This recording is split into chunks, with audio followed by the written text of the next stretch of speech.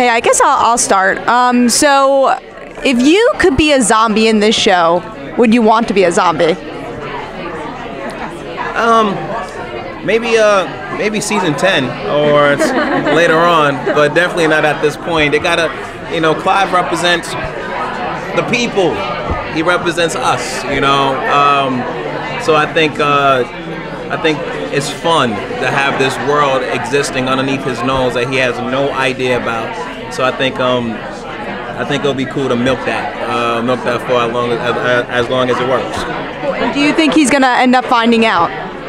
I think eventually he's gonna have to, with so many strange things happening around him. How he's gonna take it is gonna be really, really interesting. I always say it's one of those things where, there's no way he will think, zombies, because the way zombies are represented on television and they don't talk, they don't communicate, and so that's why he would never ever just assume, wait a minute, you're a zombie. That's a little. He would never go there first, because we would never in life go there first. But don't you think, with all the zombie movies around, doesn't make your character seem stupid that he doesn't realize something is off with her?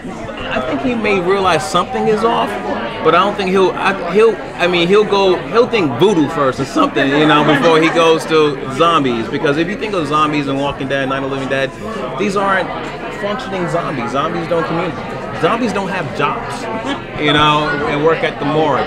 And so that's exactly what he's dealing with, which is why that culture can't exist. Because not only, there's a lot of people who don't know. So it's So how do you think this character will react, or do you think he's going to find out in season 2?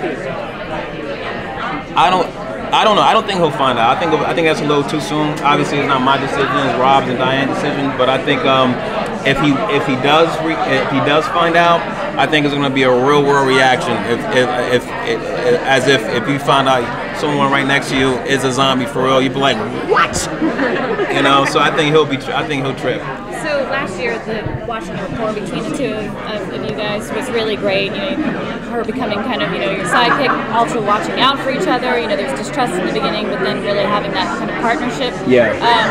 How do you think that's going to grow this season? What has Rob or Diana told you in terms of where they want you guys to go? Because, so much has changed now with the morgue and with how she's going to be able to operate.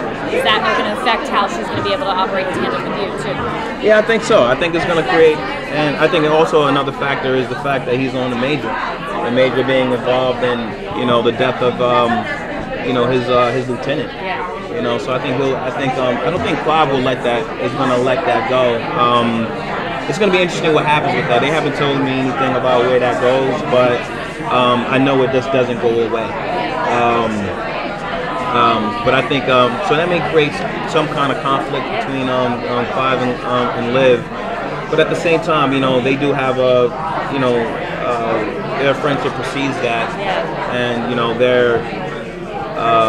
I think it won't stop from still solving cases and bringing murder victims, killers to justice. Do you think he'd be in a position ever that if he had to make a choice between his job and loyalty, if he does find out things or as things start to happen, that the job would ever be less important than the friends or the relationships that he's made? I think so. I think Clive has proved that he can. For example, I think in 112 when Liv kills the guy, he goes, listen, don't worry about it. If that was your body, it'll be a problem. So he's letting that slide. Even in terms of when Lowell was killed, he's concerned for her. So he is biased, and Clive is a rule breaker.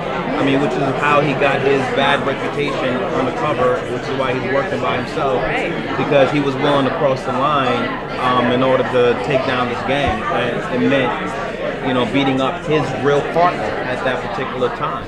And it did give him a bad reputation, because everyone was just like, I don't want to work with a guy who, for his job and for justice, may, hurt me. He'll do whatever it takes. So, I think, yeah. There was a moment where we thought you might have been a dirty cop. Yes. How would you have felt if that's the character choice they had made for you? Oh, I wouldn't have liked that. You know, I don't. You know, I mean, obviously, I would have played it. I think it would have been fun. I'm glad you know, I love that Clive is honorable. So I think it would have taken away some of that honor and his honesty and his dedication. But luckily, they didn't do that. You know, it just shows that he was committed to do whatever he needed to do to on that particular case. And obviously, what he did in that particular case, the extent he went to, did give him that bad reputation I was talking about. But it was never, you know, you never look at him like this is a bad guy. You know, he just had to do what he had to do in order to save his life and his partner's life. Can you talk a little bit about what Comic-Con means to you and your character in your show? Or career in your show? I mean, I love Comic-Con because Comic-Con is pretty much a celebration of art, of comics, of television, of film, you know, of fantasy. It's infectious. You know, I think it's a beautiful thing, a collective of people coming together, and you realize you're not alone in loving these things and these characters. So I think it's it's been great. It's been an honor to be here. And did you consider yourself a nerd or anything before you came here, or could it just yeah, I'm more of a tech nerd. I build computers, and I can build websites, and I can do all this. I'm an editor, so I'm more of a technology geek, hardcore. People, my castmates can tell you. I can talk to you all day about this. Oh yeah, I can go in on that. Thank you guys. Thank you.